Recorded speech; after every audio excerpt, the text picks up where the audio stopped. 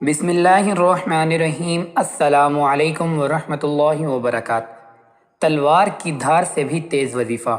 عشاء کی نماز کے بعد 110 مرتبہ پڑھیں، دولت دروازے پر خود دستک دے گی انشاءاللہ۔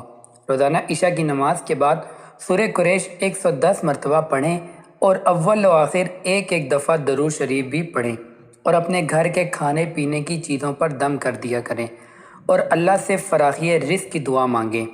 یہ عمل عشاء کی نماز کے بعد مقررہ وقت پر بلا ناغہ 41 دن تک کرنا ہے، یعنی عشاء کی نماز کے بعد کوئی ایک وقت مخصوص کر لیں اور روزانہ 41 دن تک اسی وقت یہ عمل کریں۔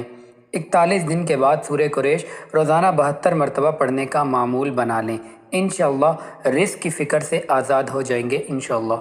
اس عمل کو خود بھی لازمی کریں اور صدقہ جاریہ کی نیت سے دوسروں کے ساتھ بھی ضرور شیئر کریں۔ السلام علیکم ورحمۃ اللہ وبرکاتہ۔